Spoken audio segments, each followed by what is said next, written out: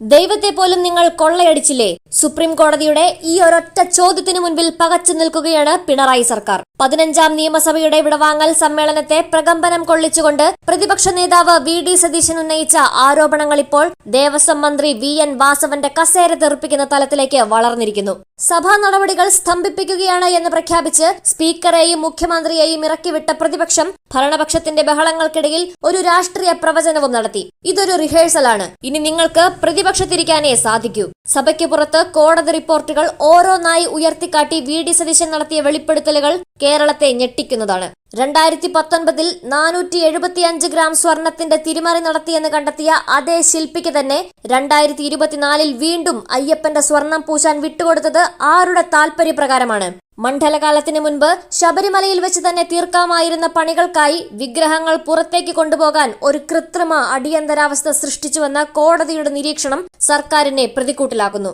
ഇന്നലെ വരെ കടകംപള്ളി സുരേന്ദ്രനിൽ ഒതുങ്ങി നിന്ന ആരോപണ നിഴൽ ഇപ്പോൾ വി.എൻ. വാസവനിലേക്ക് നീണ്ടിരിക്കുകയാണ്. വാസവന്റെയും പത്മകുമാറിന്റെയും ജാമ്യാപേക്ഷ തള്ളിക്കൊണ്ട് സുപ്രീം കോടതി നടത്തിയ പരാമർശങ്ങൾ അതീവ ഗൗരവതരമാണ്. ഇനിയും വൻ സ്രാവുകൾ അകത്താകാനുണ്ട്. ഇവരെ പുറത്തുവിട്ടാൽ തെളിവുകൾ നശിപ്പിക്കപ്പെടുമെന്ന കോടതിയുടെ വാക്കുകൾ വിരൽ ചൂണ്ടുന്നത് ഉന്നത തലത്തിലുള്ള ഗൂഢാലോചനയിലേക്കാണ്. ദൈവത്തിന്റെ പേരിൽ നടന്ന ഈ കൊള്ളയിൽ മന്ത്രിക്കും മുൻ ദേവസ്വം പ്രസിഡന്റിനും നേരിട്ട് പങ്കുണ്ടെന്നും മന്ത്രി രാജിവെക്കാതെ പിന്നോട്ടില്ലെന്നുമാണ് പ്രതിപക്ഷത്തിന്റെ നിലപാട്. കേരള രാഷ്ട്രീയത്തെ പിടിച്ചുലയ്ക്കുന്ന ഈ സ്വർണ്ണക്കളിയിൽ വരും ദിവസങ്ങളിൽ കൂടുതൽ വമ്പൻ സ്രാവുകൾ വലയിലാകുമോ എന്ന് നമുക്ക് കാത്തിരുന്നു കാണാം. ആ നാടകീയമായ രംഗങ്ങളിലേക്ക് നമുക്കൊന്ന് കണ്ണോടിക്കാം. സമ്മർദ്ദത്തിന്റെ ഭാഗമായിട്ടാണ് പുതിയ ദേവസ്വം ബോർഡ് പ്രസിഡന്റ് വന്നത്. മന്ത്രി വാസവൻ അവിടെ തുടരുകയാണ്. എന്താണ് കോടതി പറഞ്ഞിരിക്കുന്നത്? കോടതി ഞെട്ടിക്കുന്ന വിവരങ്ങളാണ് നവംബർ 5 കോടതി വിധിയിൽ പറഞ്ഞിരിക്കുന്നത്. കാരണം 2024 അതായത് 2019 ഒരു കൊള്ള നടന്നു.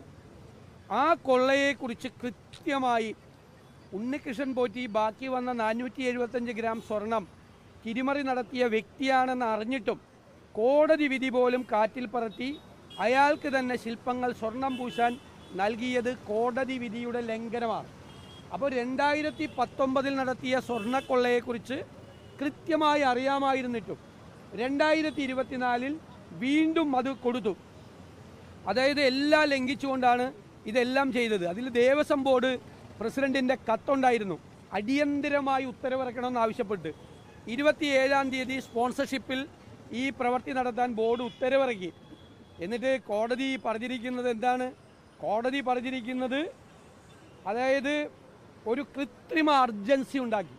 2025 വീണ്ടും 2024 ചെയ്യാൻ പറ്റിയില്ല. 2025 ഒരു കൃത്രിമ അർജൻസി ഉണ്ടാക്കി ശില്പങ്ങൾ കൊണ്ടുപോകാൻ വീണ്ടും ശ്രമം ആരംഭിച്ചു. നവംബറിൽ ആരംഭിക്കുന്ന മണ്ഡലകാലത്തിന് മുമ്പ് ശബരിമലയിൽ തന്നെ അറ്റകുറ്റ പ്രവൃത്തി നടത്താൻ സമയമുണ്ടായിട്ടും ദ്വാരപാലക ശില്പങ്ങൾ പുറത്തു കൊടുത്തുവിടാൻ സൗകര്യമൊരുക്കിയെന്നാണ്. എന്തിനാണ്? when steps were once again initiated to fabricate a false sense of emergency, ഒരു കൃത്രിമ എമർജൻസി ഉണ്ടാക്കി ഈ ദ്വാരപാലക ശില്പം 2019 കളവ് നടന്നു എന്നറിഞ്ഞിട്ടും 2024 25 ഇത് പുറത്തു കൊണ്ടുപോകാൻ ശ്രമിച്ചു. അതിന് ദേവസ്വം മന്ത്രി വാസവനും ദേവസ്വം പ്രസിഡന്റായിരുന്ന പ്രശാന്തിനും പൂർണ്ണമായ ഉത്തരവാദിത്വമുണ്ട്, ഗൗരവമുള്ള ഉത്തരവാദിത്വമുണ്ട്. അപ്പം മന്ത്രി വാസവൻ രാജിവെക്കണം എന്ന ഞങ്ങളുടെ ആവശ്യത്തിൻ്റെ അടിയിലാണ് ഈ കോടതി ഉത്തരവിലൂടെ അടിവരയിട്ടിരിക്കുന്നത്. ഇവർക്കെല്ലാം ഉത്തരവാദിത്വമുണ്ട്. എന്നിട്ട് ഇവരെല്ലാം മാന്യന്മാരായി മന്ത്രിസഭയിലിരിക്കുക. പിന്നെ എന്ത് ചർച്ച നടത്താനാണ് അസംബ്ലിയിൽ? എന്ത് ചർച്ച നടത്താനാണ്? എന്ത് മറുപടിയുള്ളത്? എന്താണ് ഇന്ന് മന്ത്രി എം പി രാജേഷും വി ശിവൻകുട്ടി പറഞ്ഞത്? സോണിയാഗാന്ധിയുടെ പേര് പറഞ്ഞത് തമാശയാണ്. സമനില തെറ്റിയവരെ പോലെയാണ് 2 മന്ത്രിമാർ സംസാരിച്ചത്. സോണിയാഗാന്ധിയാണ് സ്വർണ്ണക്കേസ് കൊള്ള നടത്തിയ 3 CPM നേതാക്കന്മാർ ജയിലിലാണ്. 3 പേര് അറിയപ്പെടുന്ന 3 CPM നേതാക്കന്മാർ ജയിലിലാണ്. അവർക്കെതിരായി ഒരു നടപടി എടുക്കാൻ പോലും ധൈര്യമില്ലാത്ത പാർട്ടിയാണ് CPM. എന്നിട്ട് കടകംപള്ളി സുരേന്ദ്രന് വ്യക്തമായ പങ്കുണ്ട്. ഞങ്ങൾ ആരോപണം ഉന്നയിച്ചു. കടകംപള്ളി സുരേന്ദ്രനെ അറസ്റ്റ് ചെയ്യാതിരിക്കാൻ, വീണ്ടും ചോദ്യം ചെയ്യാതിരിക്കാൻ മുഖ്യമന്ത്രിയുടെ ഓഫീസിൽ നിന്ന് സമ്മർദ്ദമാണ്. ഈ 3 പേർക്കെതിരെ നടപടി എടുക്കാതിരിക്കാൻ കാരണം എന്തുകൊണ്ടാണ് നടപടി എടുക്കാത്തത്? അവർ കൂടുതൽ നേതാക്കന്മാരുടെ പേരുകൾ വെളിപ്പെടുത്തുമെന്നുള്ള ഭയമാണ്. ആ ഭയം കൊണ്ടാണ് ഇവർക്കെതിരെ നടപടിയെടുക്കാത്തത്. സ്വർണ്ണക്കൊള്ള CPM നേതൃത്വം അറിഞ്ഞിട്ടുണ്ട്. ആ നേതൃത്വം അറിഞ്ഞിട്ടും വീണ്ടും ഒന്നുകൂടി കൊള്ള നടത്തിയാൻ 24-ലും 25-ലും നടത്തിയ ശ്രമമാണ്. അതുകൊണ്ടാണ് മന്ത്രി വാസവൻ രാജിവെക്കണം. ഇനിയും ഇതിൽ ഉത്തരവാദികളായ ആളുകൾ ക്യൂ നിൽക്കുകയാണ്. ചർച്ച എന്നല്ല ആവശ്യം, ഒരു ചർച്ചയുടെ ആവശ്യമില്ല. ഇത് മുഴുവൻ ചർച്ച ചെയ്തതാണ്. നിയമസഭയിലും ചർച്ച ചെയ്താണ്, പുറത്തും ചർച്ച ചെയ്തതാണ്. അതുകൊണ്ട് ഞങ്ങൾ സഭാ നടപടികൾ സ്തംഭിപ്പിച്ച് സമരം ചെയ്തു. സഭാ നടപടികൾ സ്തംഭിപ്പിച്ച് സമരം ചെയ്യുന്ന ആദ്യമായിട്ടാണോ? ആ സ്പീക്കർ അവിടെ ഇരുന്ന് പറഞ്ഞു ചരിത്രത്തിൽ ആദ്യമാണെന്ന്. അദ്ദേഹത്തോട് ഞാൻ വിനയപൂർവ്വം പറയുന്നു, അവിടുത്തെ പഴയ ഹിസ്റ്ററിയൊക്കെ ഒന്ന് എടുത്ത് നോക്ക്, അല്ലെങ്കിൽ ആ നിയമസഭാ സെക്രട്ടേറിയറ്റിൽ അദ്ദേഹത്തിൻ്റെ സ്റ്റാഫിനോട് ഒന്ന് ചോദിക്കുക, ഇതാദ്യമായിട്ടാണോ എന്ന് ചോദിക്കുക. സ്പീക്കർ തെറ്റ് പറയാൻ പാടില്ലല്ലോ. കസേരയിൽ ഇരുന്നുകൊണ്ട് അദ്ദേഹം തെറ്റാണ് പറഞ്ഞത്, തെറ്റാണ്, ഇത് ചരിത്രത്തിൽ ആദ്യമാണെന്ന് പറഞ്ഞത്. ഈ നിയമസഭ തല്ലിപ്പൊളിച്ച് നോട്ടീസ് കൊടുത്തിട്ടാണോ? ഇന്ന് അവിടെ നിന്ന് ഉറക്കം സംസാരിക്കുന്നുണ്ടായല്ലോ മന്ത്രി വി ശിവൻകുട്ടി. ഇയാൾ മുണ്ട് മടക്കി കുത്തി ഡെസ്കിൻ്റെ മീതെ കയറി ഇതെല്ലാം തല്ലിപ്പൊളിച്ചത് നോട്ടീസ് കൊടുത്തിട്ടാണോ തല്ലിപ്പൊളിച്ചത്? ഞങ്ങളൊരു അതിക്രമവും കാണിച്ചിട്ടില്ലല്ലോ നിയമസഭയിൽ ഇതുവരെ. ഈ 5 കൊല്ലം ഒരു അതിക്രമവും കാണിച്ചിട്ടില്ലല്ലോ. ഞങ്ങൾ ആ ഇതിൽ പോലും കയറിയിട്ടില്ല. ഇന്നിപ്പോൾ ഭരണപക്ഷമാണ് വന്ന് അവരുടെ മന്ത്രിമാരുടെ പ്രസംഗവും അവരുടെ നന്ദി പ്രമേയ ചർച്ചയും തടസ്സപ്പെടുത്തിയത്. അവരാണ് വന്ന് ബഹളം ഉണ്ടാക്കിയത്. അവരും വന്ന് ബഹളം ഉണ്ടാക്കുമായിരുന്നു. ആദ്യമായിട്ടാണ് അവരും വന്ന് ബഹളം ഉണ്ടാക്കുകയാണ്. മനസ്സിലായ? പിന്നെ അവർ വന്ന് ബഹളം ഉണ്ടാക്കിയതും അവരാദ്യമായിട്ട് ഇപ്പോൾ പുറത്തേക്ക് വന്ന് പ്രതിപക്ഷം വന്നതുപോലെ വന്ന് നിങ്ങളെ കണ്ടതൊക്കെ നല്ല കാര്യമാണ്. കാരണം ഇനി വരാൻ പോകുന്ന 5 കൊല്ലത്തേക്കുള്ള ഒരു റിഹേഴ്സലാണ് ഭരണകക്ഷി നടത്തിയത്. അവർ പ്രതിപക്ഷത്താവുമ്പോൾ ചെയ്യേണ്ട രീതി ഒരു റിഹേഴ്സൽ നടത്തിയതായിട്ടാണ് ഞങ്ങൾക്ക് ഇന്ന് തോന്നിയത്. മുദ്രാവാക്യം അവിടെ വന്ന് വെല്ലിൻ്റെ അടുത്ത് വന്ന് മുദ്രാവാക്യം വിളിച്ചതും പുറത്തേക്ക് ഇറങ്ങി വന്ന് മാധ്യമങ്ങളെ കണ്ടതും സാധാരണ പ്രതിപക്ഷം ചെയ്യേണ്ട ഒരു രീതി ഇപ്പോഴേ ഒരു റിഹേഴ്സൽ നടത്തിയതായിട്ടാണ് ഞങ്ങളെല്ലാവരും വിലയിരുത്തിയിരിക്കുന്നത്. അതുകൊണ്ട് കുഴപ്പമൊന്നുമില്ല.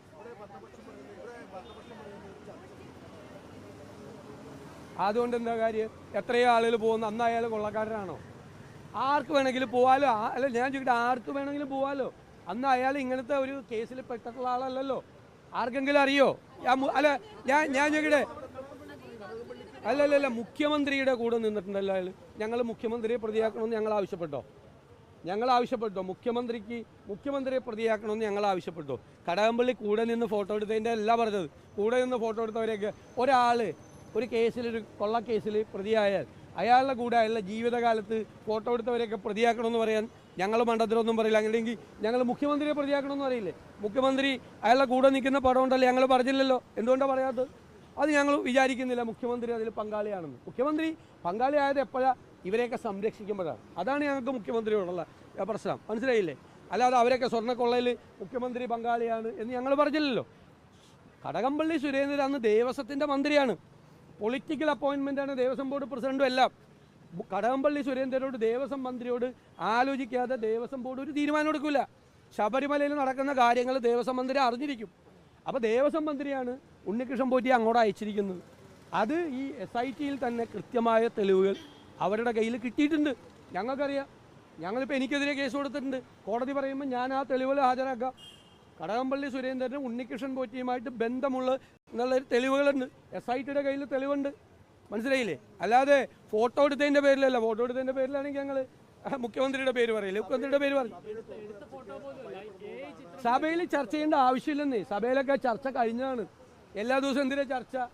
മന്ത്രിയുടെ രാജിയാണ് ആവശ്യം. രാജി അല്ല, ഇതിനു മുമ്പ് ചർച്ച നടന്നിട്ടുണ്ടല്ലോ. ശബരിമല ചർച്ച ചെയ്താണ് നിയമസഭയിൽ. ഇനി ചർച്ച ചെയ്യേണ്ട ആവശ്യമില്ല. ചർച്ച ചെയ്യേണ്ട ആവശ്യമില്ലാത്തതുകൊണ്ട് ഞങ്ങൾ നോട്ടീസ് കൊടുക്കാമായിരുന്നു. ഞങ്ങൾ ഒരാവശ്യം കൊടുത്തിട്ട് നോട്ടീസ് അനുവദിച്ചില്ലല്ലോ. കേസ് നടന്നുകൊണ്ടിരിക്കുകയാണെന്ന് പറഞ്ഞിട്ട് അവർ ചർച്ച തരാറില്ലല്ലോ. ഞങ്ങളെ ഈ ഭരണകക്ഷി CPM നിയമസഭ തല്ലിപ്പൊളിച്ചവർ നിയമസഭയിലെ ജനാധിപത്യം ഞങ്ങളെ പഠിപ്പിക്കണ്ട. മനസ്സിലായില്ലേ? ഞങ്ങളെ പഠിപ്പിക്കണ്ട. അതന്നെ. അല്ല, അത് വി ശിവൻകുട്ടിയുടെ ക്ലാസ്സും വേണ്ട ഞങ്ങൾക്ക്. നിയമസഭയിൽ എങ്ങനെ പെരുമാറണം പ്രതിപക്ഷം എന്നതിൻ്റെ ശിവൻകുട്ടിയുടെ ക്ലാസ് ഞങ്ങൾക്ക് വേണ്ട. മനസ്സിലായല്ലോ? അതുകൊണ്ട് എന്തിനാ ഇല്ലല്ലോ ചർച്ച ചെയ്തിട്ടില്ലല്ലോ. തിരുവഞ്ചൂർ രാധാകൃഷ്ണൻ ഈ വിഷയം കൊണ്ടുവന്നപ്പോൾ അനുമതി നിഷേധിച്ചല്ലോ. നിങ്ങളെന്താ അത് ചോദിക്കായിരുന്നത് അവരോട്? തിരുവഞ്ചൂർ രാധാകൃഷ്ണൻ ഈ വിഷയം കൊണ്ടുവന്നപ്പോൾ അനുമതി നിഷേധിച്ചല്ലോ. എന്തിനാ അനുമതി നിഷേധിച്ചത്? അത് പേടിച്ചിട്ടായിരുന്ന? അതൊന്നും പറയല്ലേ വെറുതെ. അല്ല, അദ്ദേഹം അത് പറഞ്ഞോട്ടെ. പക്ഷെ തെളിവുകളുണ്ടല്ലോ. കംപ്ലീറ്റ് ആയല്ലോ. അല്ല, ഇനി കണ്ടല്ലോ അല്ലേ? ഇനി വേണം. അല്ല ഇത് ചർച്ച ചെയ്ത് ഡൈല്യൂട്ട് ചെയ്യാം എന്നൊരാഗ്രഹം അവർക്ക് കാണും. ഞങ്ങൾ ഇന്ന് അതിന് നിന്ന് കൊടുത്തിട്ടില്ല. കേരളം മുഴുവൻ ചർച്ച ചെയ്യുന്ന വിഷയമാണ്, ലോകം മുഴുവൻ ചർച്ച ചെയ്യുന്ന വിഷയമാണ്, പകൽ പോലെ വ്യക്തമാണ്. അതിൽ ചർച്ചക്കൊന്നും യാതൊരു പ്രസക്തിയില്ല. ചർച്ച ചെയ്ത് എല്ലാ അടിയന്തര പ്രമേയം പോലെ ഇത് കൊടുത്ത് ഡൈല്യൂട്ട് ചെയ്ത് കളയാം എന്ന ഒരാഗ്രഹം അവർക്ക് കാണും. അതിന് യാതൊരു പ്രസക്തിയില്ല. അവരെ സംബന്ധിച്ചിടത്തോളം വിളിക്കുന്ന മുദ്രാവാക്യം ഒരർത്ഥമില്ലാത്തതാണ്. സോണിയാഗാന്ധിയുടെ പേര് പറഞ്ഞ് മുദ്രാവാക്യം വിളിക്കും. ഇവിടെ എല്ലാവർക്കും അറിയുന്നതല്ലേ ഇതിനൊക്കെ ഉത്തരവാദികൾ ആരാന്നുള്ളത്, ജയിലിൽ കിടക്കുന്ന ആരാന്നുള്ളത് എല്ലാവർക്കും അറിയാം. അതുപോലെ തന്നെ ഇനിയിപ്പോൾ ക്വസ്റ്റ്യൻ ചെയ്യാൻ പോകുന്നത് ആരൊക്കെയാണെന്ന് അതും എല്ലാവർക്കും അറിയാം. അപ്പോൾ അതുകൊണ്ട് നടപടിയാണ് പ്രതിപക്ഷം ആവശ്യപ്പെടുന്നത്. ആ നടപടി അതിൽ റിമോട്ട് കൺട്രോൾ ഉണ്ട് എന്ന ഡൗട്ട് വന്നിരിക്കുന്നു. അതിനെതിരായിട്ടാണ് ഞങ്ങളുടെ പ്രക്ഷോഭം. യഥാർത്ഥ ഉത്തരവാദികൾ ആര്? ഇത്രയും പരിപാവനമായ ഒരു സ്ഥലത്തെ അവിടുത്തെ വസ്തുക്കൾ എവിടെ പോയി? അതിനെ സംബന്ധിച്ച് കേരളീയർക്ക്, ലോകത്തിന് വേണ്ടത്, അവിടെ വിശ്വസിക്കുന്ന ആളുകൾക്ക് വേണ്ടത് ഉത്തരാണ്, അല്ലാതെ ചർച്ച ചെയ്ത് ഡൈല്യൂട്ട് ചെയ്യലല്ല. അതുകൊണ്ട് തന്നെയാണ് ഞങ്ങൾ ഇന്ന് ഈ രീതിയിൽ വന്നത്. അത് അവരുടെ ആഗ്രഹം. ഡൈല്യൂട്ട് ആവൂല, അവർക്ക് അതിനൊരു ആഗ്രഹം ഉണ്ടെങ്കിൽ നടക്കൂല.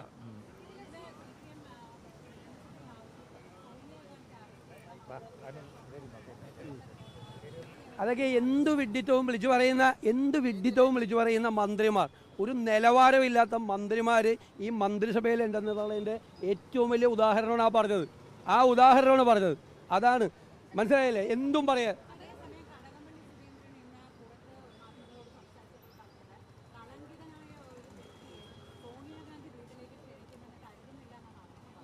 പറഞ്ഞല്ല, അതാ എല്ലാവർക്കും അറിയാമല്ലോ. ഈ സ്വർണം കട്ടതാരാ? 3 പേര് ആരാ ജയിലിൽ കിടക്കണം? അത് കോടതിയുടെ മുൻപാകെ വന്ന തെളിവുകൾ പരിശോധിച്ചിട്ടാണ് കോടതി. അവർക്ക് ജാമ്യം പോലും കൊടുക്കുന്നില്ല. ജാമ്യം കൊടുക്കാൻ പോകുമ്പോൾ കോടതി രൂക്ഷമായിട്ട് വിമർശിക്കുകയാണ്. വീണ്ടും ഒരുപാട് ആളുകൾ പുറത്തു നിൽക്കണമെന്ന കോടതി ജാമ്യാപേക്ഷയുമായിട്ട് ചെന്നപ്പോൾ കോടതി പറഞ്ഞെന്താ? കോടതിയെക്കുറിച്ചാണല്ലോ പറയുന്നത്. ജാമ്യാപേക്ഷയുമായിട്ട് ചെന്നപ്പോൾ ഇനി ആളുകൾ പുറത്തു നിൽക്കുമെന്നാണ് ഇതിൽ ഉത്തരവാദികളായാൽ.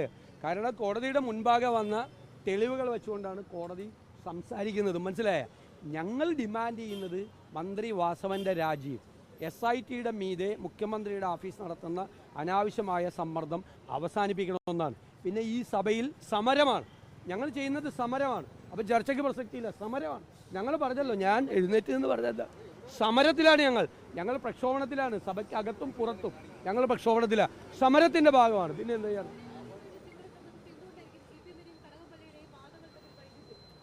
അവരോട് തന്നെ ചോദിച്ചാൽ മതി എന്തുകൊണ്ടാണ് വൈരുദ്ധ്യം. ഇത് എല്ലാവർക്കും അറിയാവുന്നത്.